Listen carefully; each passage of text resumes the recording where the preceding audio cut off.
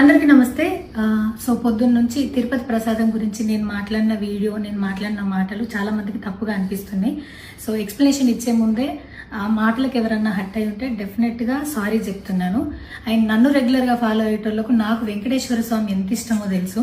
యూట్యూబ్లో, ఇన్స్టాగ్రామ్లో 3 నెలలు 4 నెలల సంధి శనివారాల వ్రతాల గురించి, వాటి డీటెయిల్స్ గురించి నేను చెప్తూనే ఉన్నా. అవేవి దేని గురించి ఎవరు మాట్లాడుకోలేరు. అన్ఫార్చునేట్లీ దీని గురించి మాట్లాడినరు. ఏదైనా సరే తప్పు జరిగింది నా సైడ్ నుంచి. నా మాటలు తప్పుగా ఉన్నాయి తప్పితే నా ఇంటెన్షన్ అది కాదు. మేము రిచ్ అని అన్నది 10,000 L1 క్యూ లైన్లో నిలబడ్డప్పుడు, పొద్దున ప్రసాదం తీసుకునేటప్పుడు కాస్ట్లీ లైన్లో నిలబడ్డమని ఆ ఉద్దేశంతో అన్నాను. ఏం జరిగినా సరే ఇప్పుడు నేను ఏది ఇచ్చినా మీకు ఎక్స్ప్లెనేషన్ లాగానే అనిపిస్తుంది తప్పితే నేను తప్పు ఒప్పుకున్నట్టు మీకు అనిపించదు. అందుకోసం నేను దాని గురించి ఎక్స్ప్లెనేషన్ కూడా ఇస్తలేను. తప్పైతే నా సైడ్ నుంచి జరిగింది అండ్ నా తమ్ముడు సోను తరపు నుంచి కూడా జరిగింది. తను అవైలబుల్లో లేడు. తన తరపున, నా తరపున అందరికీ సారీ చెప్తున్నా. సో నా ఇంట్లో వెంకటేశ్వర స్వామి, నా చేతి మీద వెంకటేశ్వర స్వామి, అన్నిటికన్నా ముఖ్యంగా జీవితంలో నాకు అత్యంత విలువైంది నా బిడ్డ. నా బిడ్డను కూడా వెంకటేశ్వర స్వామి ఇచ్చిండు. నేను ఆయన గురించి తప్పుగా ఎట్లా మాట్లాడతా?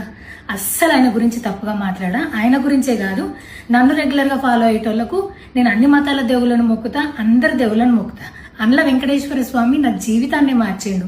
ఈ రోజు నేను అనుభవించే ఏది కూడా ఆయన దయలేకపోతే కాదు. అట్లాంటిది ఆయన గురించి నేను ఎందుకు మాట్లాడతా? అయినా సరే తెలుసో తెలకో పొరపాటు మాటలు అయితే నా నోటి నుంచి, మా తమ్ముడు నోటి నుంచి వచ్చినాయి. దానికి డెఫినెట్గా సారీ అడుగుతున్నా. ఇదేదో యూట్యూబ్ ఛానల్ ఏమంటారు వీడియోస్ పెట్టి కేసులు పెడతా అన్నందుకు కాదు, నాకు కూడా అనిపించింది అయ్యో అట్లా మాట్లాడి ఉండకూడదని, అందుకోసం పెడుతున్నాను తప్పితే ఇంకొక ఉద్దేశం అయితే ఏమీ లేదు. నేను మళ్ళొకసారి టీటీడీ మెంబర్స్కి అండ్ నా మాటల వల్ల హట్ అయిన ప్రతి ఒక్కరికి నేను నా తరపు నుంచి సారీ చెప్తున్నా. అండ్ ఇంకోసారి మళ్ళీ ఎప్పుడు రిపీట్ చేయను. సో నా సారీని యాక్సెప్ట్ చేయండి. నన్ను రెగ్యులర్గా ఫాలో అయ్యేటోళ్లకు నాకు వెంకటేశ్వర స్వామి అంటే ఎంత ఇష్టమో తెలుసు కాబట్టి వాళ్ళందరూ నన్ను నమ్ముతున్నారని కోరుకుంటున్నా.